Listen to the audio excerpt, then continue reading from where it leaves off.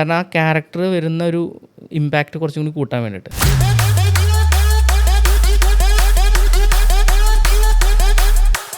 Visual effects ആർട്ടിസ്റ്റുകളായ ആൾക്കാർക്കാവും കൂടുതൽ AI കൂടുതൽ control ചെയ്യാൻ പറ്റുക എനിക്ക് തോന്നാറ്. എനിക്കറിയില്ല അതെങ്ങനെ ഉണ്ടാകാൻ പോകണമെന്ന്.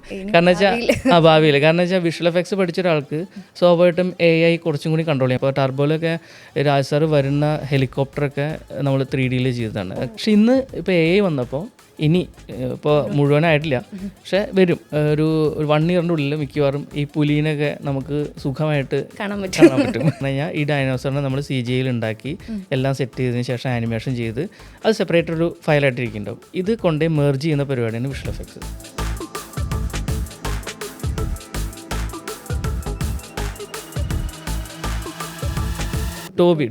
ടോബി മുതലാണ് രാജസാറിനായിട്ട് കണക്ഷൻ ആയത്.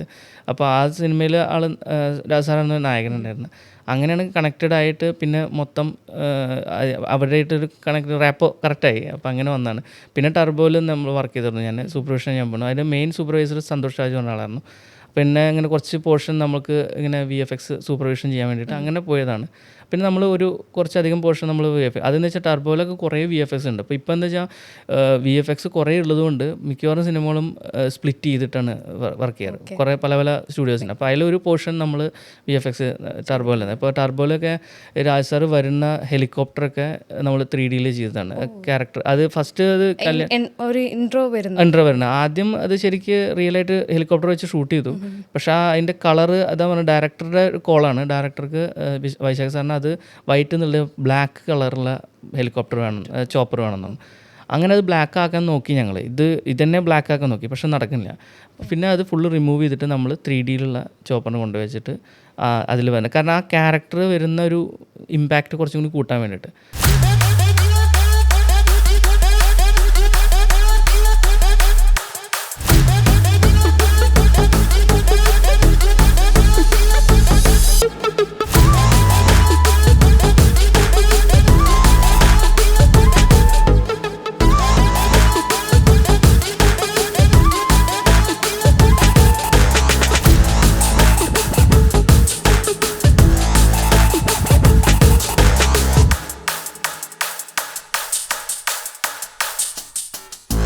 അങ്ങനെ രാജ് സാറിന് അങ്ങനെയാണ് അതിനും കണക്റ്റായി. പിന്നെ അടുത്ത ഈ മൂവി വന്നപ്പോൾ രാജ് സാറാണ് ഇതിൻ്റെ പ്രൊഡക്ഷൻ, ലൈറ്റർ ബുദ്ധയാണ് പ്രൊഡക്ഷൻ. അപ്പോൾ അതിൻ്റെ ഇതിൽ രാജ് സാറിനായിട്ട് കണക്റ്റഡ് ആയിട്ട് വന്ന് അങ്ങനെയാണ് ഈ പടത്തേക്ക് വന്നത്. പിന്നെ ഇപ്പം ഇനിയിപ്പോൾ എല്ലാ പ്രോജക്റ്റുകളും ഉണ്ടാവും വിചാരിക്കുന്നു. അങ്ങനെ ഇപ്പോൾ ഒരു ഫിലിം എന്തൂസിയാസ്റ്റ് ആയിട്ടുള്ളൊരു അല്ലെങ്കിൽ VFX എന്തൂസിയാസ്റ്റ് ആയിട്ടുള്ളൊരു ആസ്പയറിങ് ആയിട്ടുള്ളൊരു ആൾ വരുവാണെങ്കിൽ, ഇപ്പോൾ ഞാനൊരു സിനിമ ചെയ്യാൻ വേണ്ടിയിട്ട് പോവാണ്. അപ്പോൾ ഇന്ദ്രിയത്തേട്ടൻ എങ്ങനെയായിരിക്കും ആ ഒരു പ്രോസസ്സ് അവരോട് എക്സ്പ്ലെയിൻ ചെയ്ത്?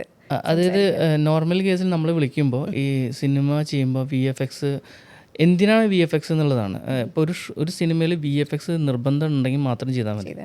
അല്ലെങ്കിൽ റിയലായിട്ട് മേക്ക് ചെയ്യാൻ പറ്റുന്നുണ്ടെങ്കിൽ അതാണ് എളുപ്പം, അതിന് ഏറ്റവും നല്ലതും. കാരണം ഒന്നാമത് ടൈം ടേക്കിംഗ് ആണ്. ഇപ്പോൾ പോസ്റ്റിൽ VFX ചെയ്ത് പറഞ്ഞു കഴിഞ്ഞാൽ കുറേ സമയം അതിന് പോകും, അതിന് ബഡ്ജറ്റ് കയറും. അതേപോലെ അത് തന്നെ അതിന് വേണ്ടി ഷൂട്ട് ചെയ്യണം. അപ്പോൾ അതെന്ന് വെച്ചാൽ ഒരു ഷോട്ട് നമ്മൾ VFX ചെയ്യണമെന്നുണ്ടെങ്കിൽ നമ്മൾ ആ സ്ക്രിപ്റ്റ് വായിക്കും. ആ സ്ക്രിപ്റ്റ് വായിച്ചിട്ട് ഇപ്പോൾ അതിലൊരു ആക്സിഡൻറ്റ് സീക്വൻസോ അല്ലെങ്കിൽ ഒരാൾ കാട്ടിലേക്ക് പോകണു, അവിടെ ആന കുത്താൻ വരുന്നു, അല്ലെങ്കിൽ ഇപ്പോൾ അങ്ങനത്തെ സീക്വൻസ് അങ്ങനെ എന്തെങ്കിലുമൊക്കെ ഉണ്ടെങ്കിൽ എങ്ങനെ അത് റിയലായിട്ട് മേക്ക് ചെയ്യാം എന്നുള്ളത് ആദ്യം പ്ലാൻ ചെയ്യും. അപ്പോൾ ആ വ്യക്തി ഇപ്പോൾ വരുന്ന വ്യക്തി കഥ പറയും, നമ്മളോട് കഥ പറയും, ഇങ്ങനെ സീക്വൻസ് ഇത് എങ്ങനെ ചെയ്യാൻ പറ്റുക എന്നുള്ള ചോദിക്കും, പോസിബിലിറ്റി ചോദിക്കും. അപ്പോൾ ശരിക്കും പറഞ്ഞാൽ നമ്മൾ ഒരു ഫുൾ റിസർച്ച് നടത്തിയിട്ട് അത് എങ്ങനെ VFX അല്ലാണ്ട് എങ്ങനെ ചെയ്യാൻ പറ്റും, VFX വെച്ചിട്ട് എങ്ങനെ ചെയ്യാൻ പറ്റും, ഇനി വിത്ത് ദ ഹെൽപ്പ് VFX എത്രയും സിമ്പിളായിട്ട് ഈ പരിപാടി ചെയ്യാൻ പറ്റും എന്നുള്ളത് ചെയ്യാൻ പറ്റും. അപ്പോൾ അങ്ങനെ നമ്മളൊരു ചർച്ച നടത്തും. അപ്പോൾ ആർട്ടിൻ്റെ ടീം ഉണ്ടാവും, ആർട്ട് ഡയറക്ടറായിട്ട് സംസാരിക്കും. അപ്പോൾ ആർട്ടിന് ഇന്ന സാധനങ്ങൾ ചെയ്യാൻ പറ്റും എന്ന് പറയും. അപ്പോൾ അങ്ങനെയാണ് ഇതിരിക്കുക. അപ്പോൾ ഇവരോട് പറയുന്നത് വെച്ചാൽ നിങ്ങൾ ഫസ്റ്റ് വേണ്ട ഷോട്ടുകൾക്ക് ഏതാണെന്ന് വേണ്ട ബുദ്ധിമുട്ടുള്ള ഷോട്ടുകൾ ഏതൊക്കെയാണെന്ന് നോക്കും. നിങ്ങൾക്ക് ഒരു കഥ എഴുതുന്ന ഒരു കഥ വന്നിട്ടുണ്ട്, ആ കഥയിൽ ഏതൊക്കെ ഏരിയയിലാണ് VFX വേണ്ടത് എന്നുള്ളത് ആദ്യം നോക്കാൻ പറയും. മീൻസ് മേക്ക് ചെയ്യാൻ ബുദ്ധിമുട്ടുണ്ടോ അതോ ബഡ്ജറ്റിൽ പ്രശ്നമുണ്ടോ എന്നുള്ളത് ആദ്യം നോക്കാൻ പറയും. ആ ഷോട്ടുകൾ മാത്രമാണ് നമ്മൾ ചർച്ച ചെയ്യുക. അതിന് ചർച്ച ചെയ്തിട്ട് അതിനൊരു ക്ലാരിറ്റി കൊടുക്കുക എന്നുള്ളതാണ് പരിപാടി.